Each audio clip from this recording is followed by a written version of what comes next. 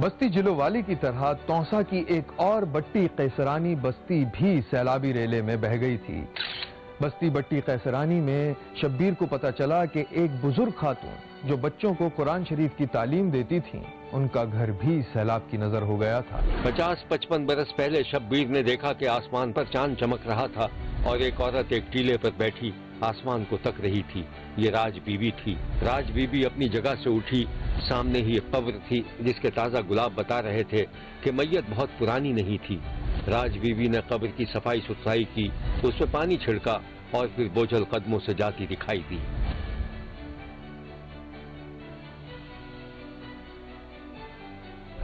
Raj be be کی اس وقت شادی ہوئی تھی جب وہ 20-22 برس کی تھیں۔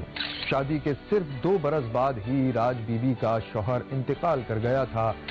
شوہر کے انتقال کے بعد راج بی بی نے کبھی شادی نہیں کی، اس کی کوئی اولاد نہیں تھی، جبکہ ماں باپ بھی وفات پا چکے تھے۔ وہ اس دنیا میں بالکل تنہا تھی اور گزشتہ 50-60 سال سے تنہائی کی زندگی ہی گزار رہی تھی۔ راج بی بی گاؤں میں اپنے آبائی گھر میں بستی کے بچوں کو قرآن پڑھاتی تھی۔ شبیر نے دیکھا کہ آنگن میں تخت پر بچے بیٹھ کر قرآن پڑھ رہے تھے۔ اسی دوران ایک بچہ اور آ گیا جس کے ہاتھ میں کھانا تھا۔ دادی، یہ امی نے کھانا بھیجا آپ کے لیے۔ اچھا بیٹا، اس کو بیٹا کچن میں رکھ دو، مجھے کھانے میں رکھ دو۔ چلو بیٹا، بس کل اس کو یاد کر کے آنا، بس اب چھٹی کرو، ٹھیک ہے؟ کل آنا۔ بچے چلے گئے تو راج بی بی نے ہاتھ منہ دھویا اور پھر کھانا کھانے بیٹھ گئی۔ ایک رات شبیر نے دیکھا کہ بستی کے کچھ لوگ دوڑتے ہوئے راج بی بی کے احاطے میں داخل ہوئے۔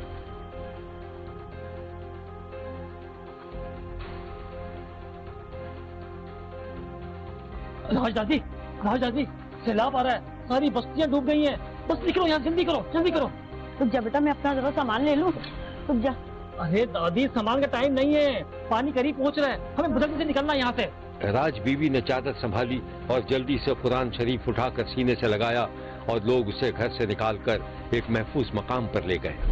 بستی کے لوگوں نے بروقت راج بی بی کو نکال لیا تھا، ورنہ سیلابی ریلا شاید راج بی بی کو بھی بہا کر لے جاتا۔ بارشوں کا زور کم ہوا اور راستہ دکھائی دیا تو شبیر راج بی بی کے گھر پہنچ گیا، جہاں وہ گھر کے ملبے پر بیٹھی ہوئی دکھائی دی۔ یہ ہے راج بی بی، ان پر کیا گزری یہ خود ان کی زبانی سن لیجئے۔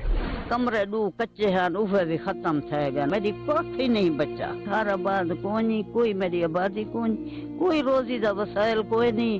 ایک قرآن مجید میں کچا دیتے ہیں، پٹے نہیں ہمیں میں اوپر میں کچا دے۔ میرا بچڑا امداد کرو، سرکار میری اللہ واسطے امداد کرو۔ شبیر نے جنوبی پنجاب سمیت ملک کے دیگر علاقوں میں سیلاب سے متاثر ہونے والوں کی فوری امداد کی اپیل کی ہے۔ یہ ظالم سیلاب دے لہرے نال اندے 2 کمرے ہیں، وہ اندے بالکل مکمل ختم تھی چکن، صرف یہ اپنی زندگی بچائیے۔ تباہی بہت بڑی ہے، لیکن شبیر کو یقین ہے کہ ملی اور قومی یکجہتی کے جذبے کے ساتھ ہم دوبارہ یہ بستیاں بسانے کے قابل ہو جائیں گے۔ یہ گھر شڑ سارے لوٹ گئے نا، سب بس میں کوڑے پہ بیٹھے ہیں، بس اللہ اللہ کرنے بیٹھے ہیں، اللہ کو یاد کرنے بیٹھے ہیں۔ گھر بڑا تباہ ہو گیا، میرے بچے ذرا بھائی بڑا مارتا ہوتا ہے، میں بیٹا جانا میرا ٹکو رہا بھی پانی میں وہ کچے نہیں لگتی دے رہا، میں بیٹا رونا چاہ